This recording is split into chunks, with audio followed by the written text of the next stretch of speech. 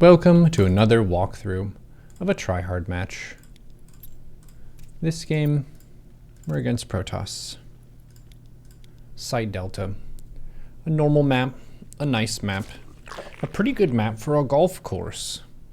Between the sand and the greenery and the beach. Actually, now that I think of it, if I was going to make a golf course in this map pool, it'd probably be on this map. There's even some palm trees off to the side. I send my worker down at 145 minerals in case they block, but they did not block the base. Sending overlords. Everything seems normal, except there's no scouting probe. Unsure about why that is at this point. But soon I will see something rather strange. And this thing, you may have heard of before, it's called a zealot. My first overlord's almost to their wall off. It's almost there. 2 queens, 4 lings, and I see a zealot. So I really just need, what, 6 lings to beat a zealot? But they sent 2 zealots at me. So it gets a little bit interesting. Nothing too crazy, I just delay my third base by a couple supply and I make a few more lings. I also bring both queens down to the front. The zealots went to contest my third base. And I got a surround with the queen DPS. So that went well for me overall. The main mistake for me here is I got woefully supply blocked.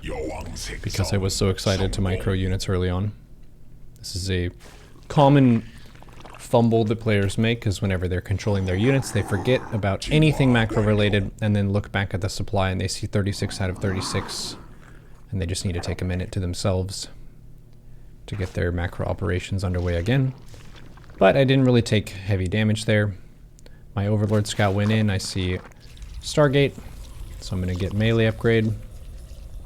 I have Ling Spotters at their third base locations and at the move out lane. I see an Adept that cleared one of the Lings, so I'm going to send more Lings to confirm. Did you actually take a base there?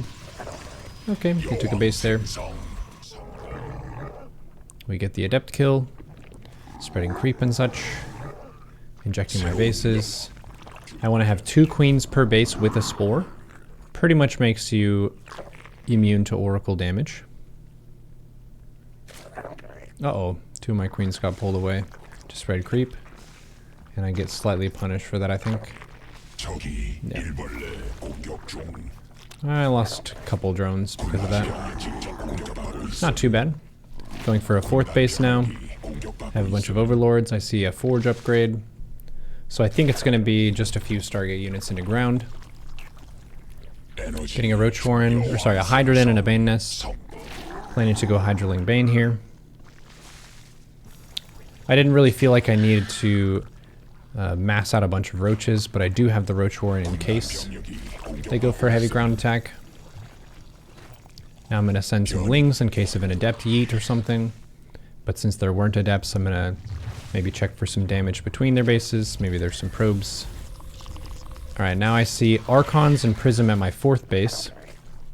And I choose to continue to attack with my Lings, mainly because my Lings would not trade well against that. So I'm just spamming Hydras, and I'm actually adding my Hydras to the Queen group. So you see the 9 control group at the bottom. I have 23 units on that group. That's basically just to make sure that my Lings that we're attacking don't run all the way back home. They can finish dealing damage, focus on offense, while the Queen Hydra focuses on defense. And this feels like a theme for today so far. I've lost a bunch of bases, but every time I had a base really aggressively killed by my opponent, something good was happening for me somewhere else, and I'm kind of happily giving up these expansions. Not that I wanted to lose an expansion, but that what I did in damage to them was a lot more so than them killing a hatchery that didn't have any drones at it. I'm still on 69 workers. I retook the 4th, and I have a 5th base on the way as well. And we heckin' killed their 3rd. So I'm now super ahead after that exchange. I sent my Lings. They went for a Prism attack at my 4th, so they weren't able to defend their 3rd. And then now we just eat some Lings into their natural, just to check their wall discipline. It's pretty common after there's been some fighting with armies in the match that the wall is just open. It's pretty tedious to make sure you always have a unit in the wall, especially if you have immortals that are trying to walk through. So I got more damage there. Workers killed so far for me. I've killed 28 and they've killed 5. They killed some between the Zealot, Archon Prism attack, and then a little bit of Oracle damage. So now they're sending a bunch of stuff. Sending in some Banes. Could have microed those Banes a little better. But this fight here, let me just back this up and slow it down so I can show you the micro. Okay. So the most important step during this fight, after I pre-split, so these are the 2 steps. The first step is to pre-split, so your units run in different angles. They're not all going down the same lane. That's why I'm splitting off some units here a little bit south. And then I'm sending my Queens and my Ling Bane. And then I control select the Banes only. And I move commanding the Banes into the High Templar. Which means the Zealots are naturally going to try and attack the Banes. So some of the Banes dying to Zealots is good for me. And then if the Banes get to the High Templar, that's great for me.